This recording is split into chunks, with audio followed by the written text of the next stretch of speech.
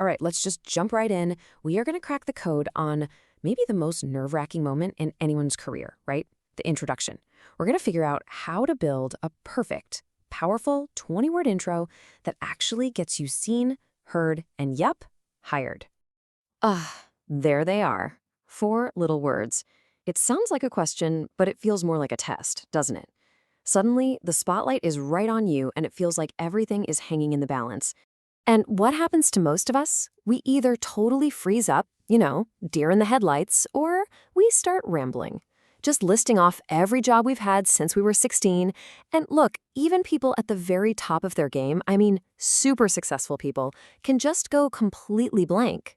So, what if there was a better way? I mean, a way to answer this that doesn't just help you avoid a total panic attack, but actually gets the other person to lean in, genuinely curious to hear more. Well, spoiler alert, there is. And we're going to break it all down, step by step.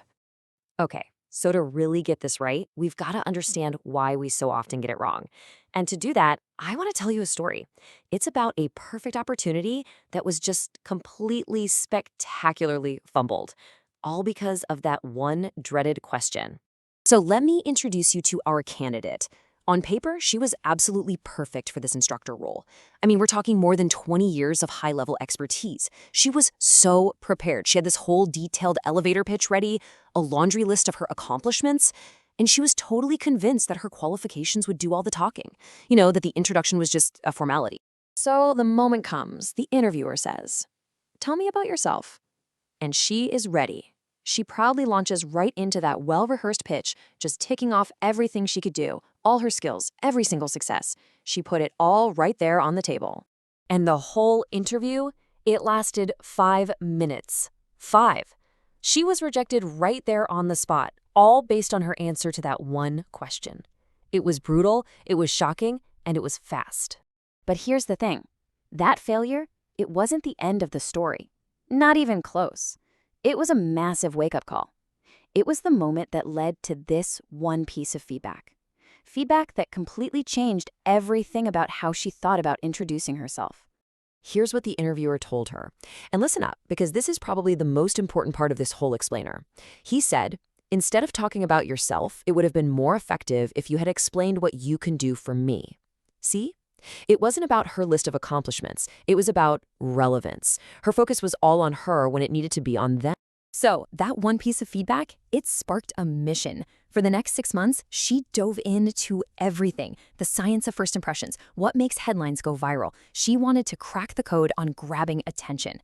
And the result? Just 6 months after that 5-minute disaster, she walks into another meeting. This time she uses one single sentence, and she gets the job. And you know what they said after she delivered that one sentence? Tell me more.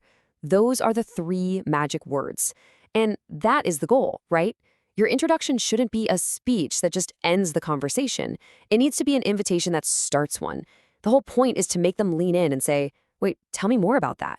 Okay, so how do we do it? How do we actually get them to say, tell me more? Well, the secret is in 2 really simple, but honestly pretty profound principles that will completely change how you introduce yourself. Secret number 1, think like a soundbite. You've probably heard this, but our attention spans are now shorter than a goldfish's. It's true. So your goal is not to tell your whole life story. It's to throw out a powerful, concise hook. We're talking 20 words or less. And secret number 2, and this is the big one, is exactly what that interviewer said. Stop talking about yourself. It's all about framing it around what you can do for them. Just look at this comparison. It makes it so clear. On one side you have, I'm an award-winning best-selling author. Okay, great. That's about me. It's a statement of fact.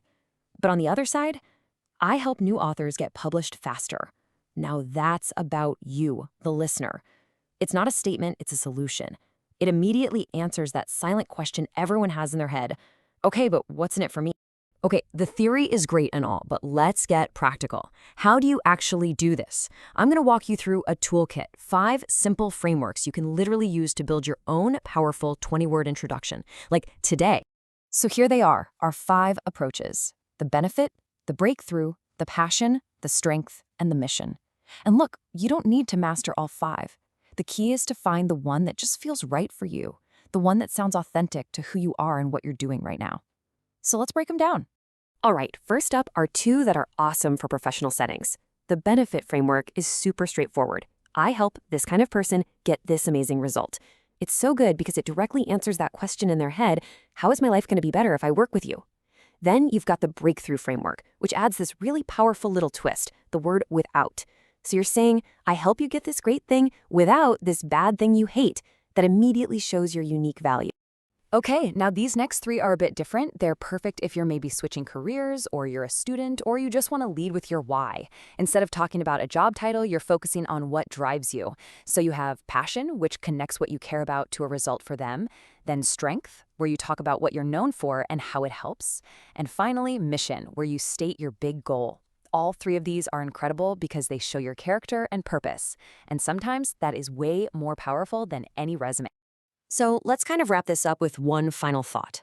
If you have ever felt overlooked or unheard, like you just can't break through, it is so easy to listen to that little voice in your head, that inner critic that tells you you're just not good enough. But I want to challenge that. What if the problem isn't you? What if it's just your introduction?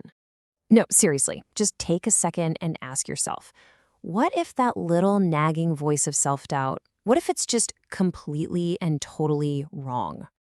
What if you are good enough? What if you are smart enough? What if all the experience, all the qualifications, all that potential you have is actually more than enough? What if you really are the perfect person for the job? And what if that whole imposter syndrome thing is just a story you've been telling yourself? What if the truth, the real truth, is that you are, in fact, incredibly impressive?